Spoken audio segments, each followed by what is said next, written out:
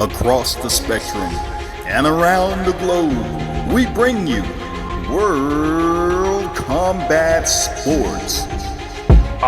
World Combat Sports, yeah. World Combat Sports, yeah. World Combat Sports, World Combat Sports, yeah. World Combat Sports, yeah. World Combat Sports, yeah. World Combat Sports, yeah. World Combat Sports, yeah.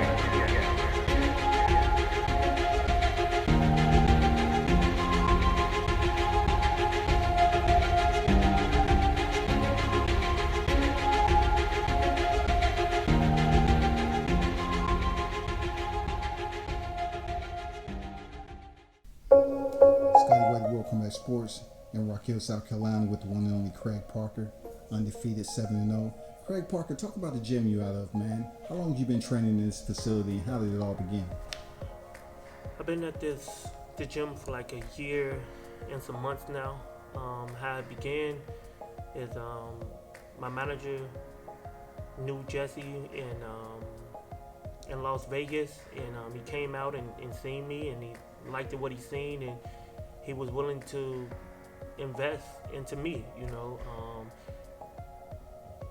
He seen something that everyone else seen, you know, like this guy is special. This guy can fight, you know. Let's see how we can change his life. Cause that's mostly what you do when you invest something in somebody.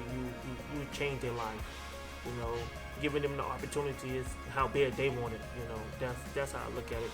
It's how bad they want it, you know. You can give a guy everything, but if he don't want it bad enough, anything, none of it mean nothing, you know.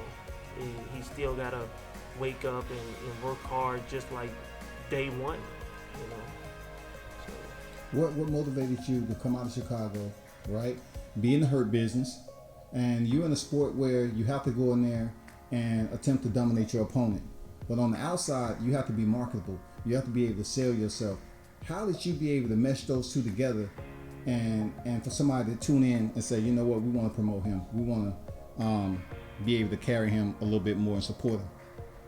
Well, it's like when I go into places, people grow attachment to me. You know, they want to talk to me, and you know, I try to help people out and try to give them the best advice as I could. Like I say, when my mom passed, that would really change me. That really made me want to make a better life for my family, and I just knew that I can do something with the skills and the knowledge that I have of boxing. And Terry McGroom was a good trainer of mine out of Chicago, who just always talked to me about boxing. So that really pushed me too, because I know he always believed in me, and he can see that one day I can be world champ and eventually be something bigger, you know. And so I hold myself to a place in my heart that I people that believe in me, I want to show them that I won't let them down. And those who believe in you, it seems like definitely you believe in yourself. Yes. You know what I'm saying? That's first and foremost the importance of this particular boxing game, because people have to believe in you. Yeah. You know what I'm saying? But you're the one splitting the ropes, and you have to believe in yourself. Yes. What have you seen when you step into that ring there, Craig? Is something that you found that your opponents don't have immediately, you know, when you're in there face to face with them? Well, a lot of times when I look at a person, I can tell if he wanted better, if he wanted bad, you know. But I train so hard.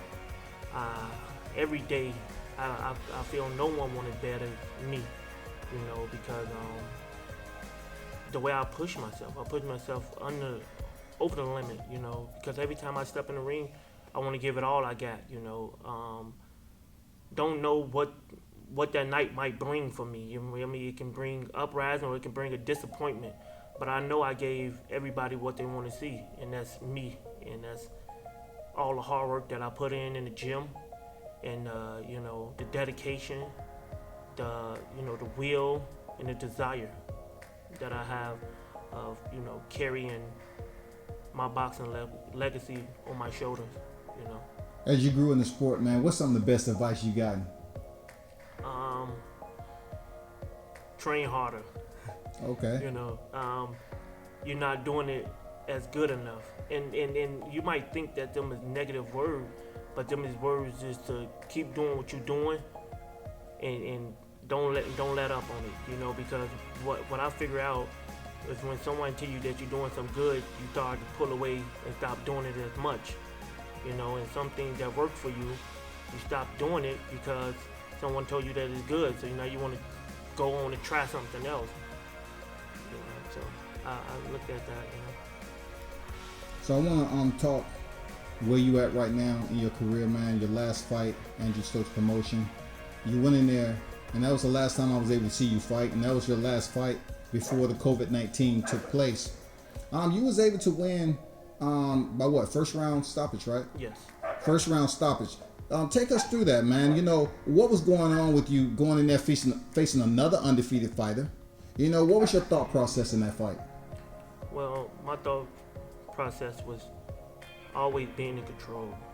You know, what we have learned in the gym, taking it to the fight. You feel what I'm saying? And just always, you know, believe in yourself, go in there and give it all you got, and just do what you've been working on, you know, and it came out victorious for us. Stay calm. You know, I know sometimes when you get in the ring, you can overexert yourself just being in the back, getting prepared for the fight. You know, but this time we stayed we stayed calm, and we got out, go out there and get the job done, you know, against a you know, good fighter, you know, and I respect him. Yeah, your dedication is showing, man, from seeing your previous fight when it was like a it was a firestorm. You know what I'm saying? It was almost like remind me of the military, like in combat. You always dropping bombs on one another, like Hiroshima. And then the last fight, it was more the same, but it was technically banded. You know what I'm saying? You were showing that you have been working, you've been switching it up, you've been listening in the gym. What did you see in the process of breaking down your opponent, which led to the stoppage? I know going into the fight, you know, I know we were gonna come prepared, you know, and so I was like, okay, I took everything that I know, and I practiced on boxing, practiced on, you know, pressure and all that, because you know I wanted to show people that I'm just not a one-dimensional fighter. I'm an all-around fighter, you know. So when I study boxing, I'm not just studying it just to say it looks nice. I'm studying to improve in it, you know. So I went in there and I stayed calm and improved on some things that we worked on in the gym and ended up being victorious for us. It showed, man. And you know, what was something your coach said to you after that dominating victory? He said, we're gonna go to the gym and work on some more stuff. He was getting back right back to the stronghold. I get it. You know, going right back to the shop. Yeah. Totally understand, man. Like I said, you know, where you at right now in the sport of boxing, and being that it doesn't have a retirement plan, and it's all about who sees you and are you promotable. Talk about the foundation you're a part of, man. Well, I'm part of Living God's Plan Foundation. That's the foundation that I work with, and it's my foundation. Actually, it's my foundation, Living God's Plan, and what I want to do is just give back, and you know, give back to the people that need, you know, because all of us need in so many different ways, you know, and it's food, if it's water, if it's just talking to people, you know, bringing them into a different environment, and that's the Living God's Plan Foundation that we working on now. And Living God's Plan Foundation, how does religion help you out as a fighter, going in there in such a tough, rigorous sport, man? How does it play a role in your training and going in there and getting the victory?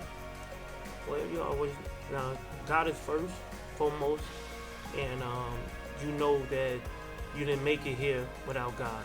At the end, you know, you didn't make it nowhere without God, and just have to always think positive and see how what have you worked on, how can you go help others, you know, with the gifts that was given to you. Can your fans look forward to seeing that merchandise sometime in the future? Yeah, You know? most definitely. I got my website. We've been working on that too. So we'll be selling hoodies, hats, all different kind of merchandise, and it will be going towards more merchandise and be going towards the foundation of helping others. Outstanding. You here in Rock Hill, South Carolina. How much of a inspiration is it to you to build up not only your brand but build up boxing here in South Carolina? Well, I have one excellent, amazing team around me that half of them originally from South Carolina, Rock Hill, and they love the city. They brought me down here. I love the city, and just having a town behind you mean a lot, because you can expand more. Going to a place where there's already a crowd of people, you can't really expand because there's so many people there. But coming to a place that love boxing and love what you stand for, it's a job. So it's a good job. It's a good feeling when people support you, when you got a good support system. Is there a message that you can send the local regional fighters around here, in support of your gym? The invite? Come down anytime. I'm willing to work with anybody. We don't always have to spar because I know, not them, but it just, everybody think if you want to come down to someone's gym, they think you're going to spar, but they don't have to go through that. We can just do a lot more things to help each other, push each other, and become better fighters, and better boxers, and just talk, get to know each other, and because I'm going to work hard regardless. If it's only me, because I've been doing this since I've been into the sport, moon up, sun down to moon up. I'm working hard, my mind 24 hours on boxing. How can I get better? How can I improve in things? And my team the same way. Speaking of your team, talk about them a little bit. How much of an intricate role they played in your boxing career? My team played a major role.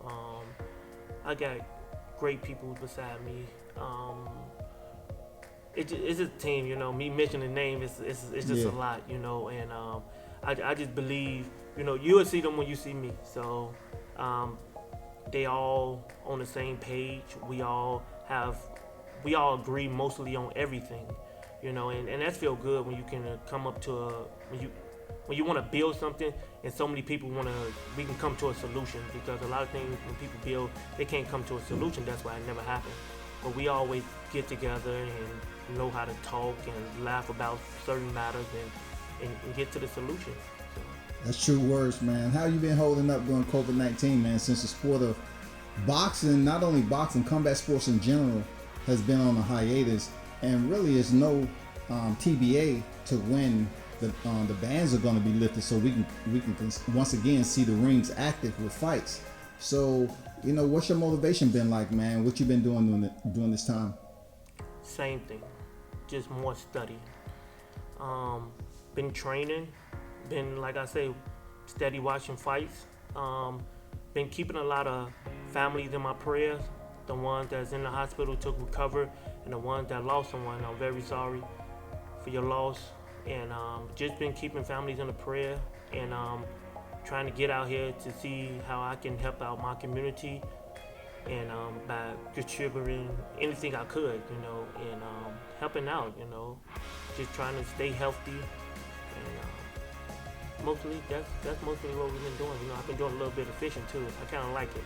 Not being from the country, doing some country things is kind of fun, So it's all new to me, and I enjoy doing it, But like I say, I've been staying focused, staying ready for when doors do open, and just working on more things that throughout the year, everybody's so busy we can't get together like we can get together now, and really just appreciate one another at this tragedy going on.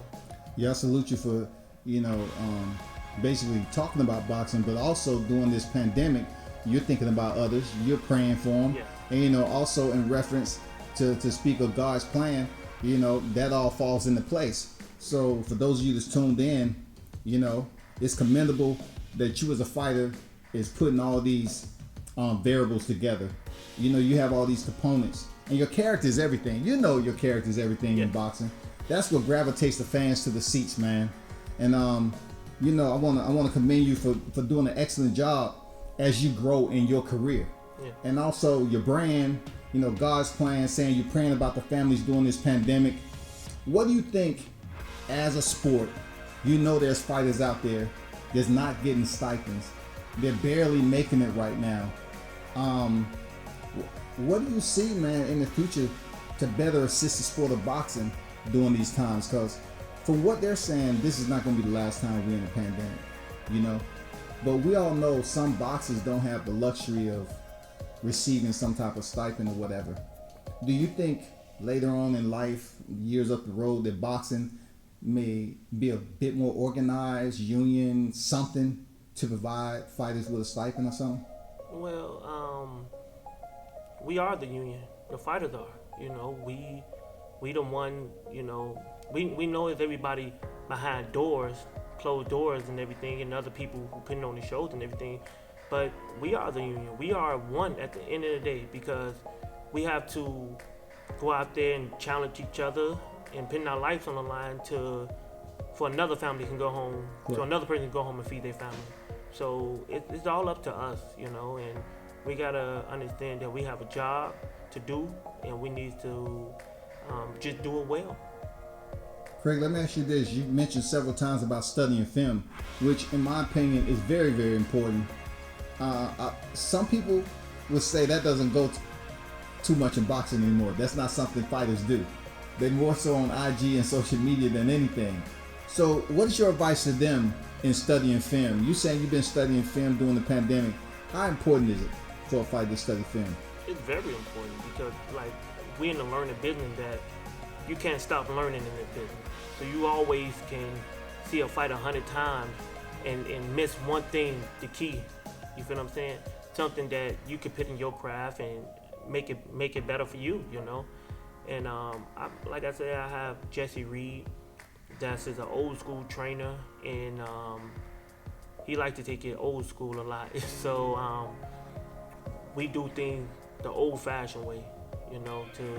And like I said, he's been around a lot of world champions, so he know how to tell a fighter, you know, you might be good at this fight, but things can get better. So, you know, I always love it, because it just gives me the drive.